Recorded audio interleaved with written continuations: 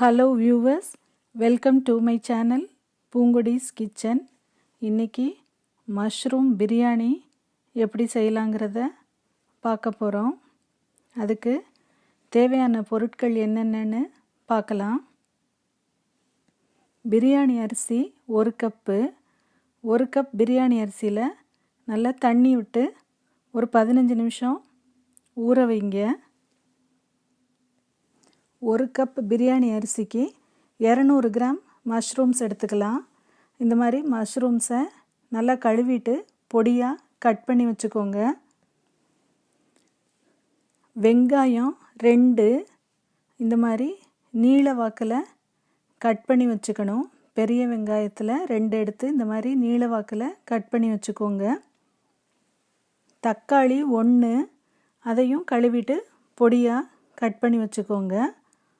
ஒரு பச்சை மிளகாயை இந்த மாதிரி நீளமாக கட் பண்ணி வச்சுக்கோங்க. அதுக்கப்புறம் இஞ்சி பூண்டு பேஸ்ட்டு சேர்த்து இருந்ததுனாலும் எடுத்துக்கோங்க, தனித்தனியாக இருந்தாலும் ஒரு டீஸ்பூன் எடுத்துக்கோங்க. 1 டீஸ்பூன் லெமன் ஜூஸ் வேணும் கடைசியில் சேர்க்குறதுக்கு, அதுக்காக ஒரு ஹாஃப் லெமன் எடுத்து வச்சுருக்கிறேன். தயிர் 1 டேபிள் ஸ்பூன் ஒரு கப்பில் எடுத்து வச்சுருக்கிறேன். மிளகாப்பொடி 1 teaspoon, மல்லிப்பொடி 1 teaspoon, garam masala powder இல்லைன்னா பிரியாணி மசாலா பவுடர் 1 டீஸ்பூன், உப்பு தேவையான அளவு,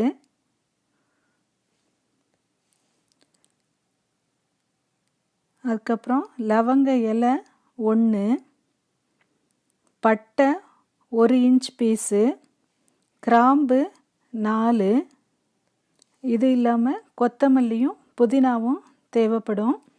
அதை நான் ட்ரை புதினா யூஸ் பண்ணுறேன். ஒரு குக்கரில் 2 டீஸ்பூன் நெய் விட்டு சூடு பண்ணிக்கோங்க.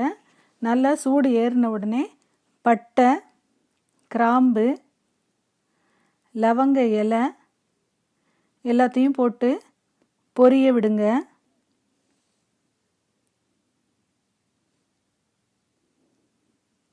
அது நல்லா பொரிஞ்சதுக்கப்புறம் நம்ம கட் பண்ணி வச்சுருக்கிற வெங்காயத்தை போடலாம். பெரிய வெங்காயத்தை போட்டு கொஞ்சம் கலர் மாறுற வரைக்கும் நல்லா வதக்கிக்கோங்க. இது எந்த குக்கரில் வேணாலும் பண்ணலாம், ப்ரெஷர் குக்கரில் வேணாலும் பண்ணலாம், எலக்ட்ரிக் குக்கரில் வேணாலும் பண்ணலாம்.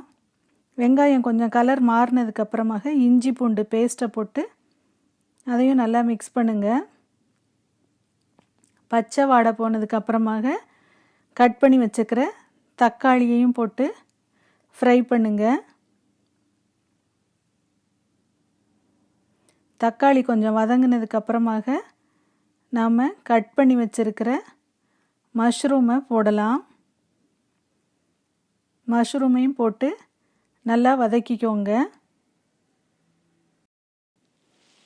மஷ்ரூம்ஸ் நல்லா வதங்கினதுக்கப்புறமாக நாம் தண்ணியில் ஊற வச்ச பிரியாணி அரிசியை நல்லா ஒரு வடிகட்டியில் போட்டு தண்ணியை வடிச்சிட்டு பிரியாணி அரிசியை நல்லா ஃப்ரை பண்ணணும்.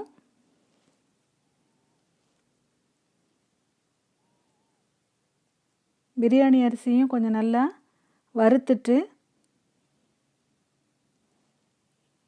அதுக்கப்புறம் நாம் எடுத்து வச்சிருக்கிற மிளகாப்பொடி, மல்லிப்பொடி, கரம் மசாலா பொடி, உப்பு எல்லாத்தையும் சேர்த்து மிக்ஸ் பண்ணிக்கோங்க.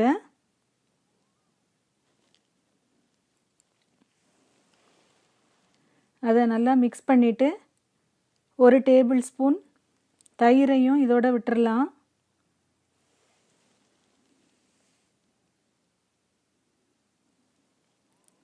தயிரையும் ஊற்றி மிக்ஸ் பண்ணிக்கோங்க.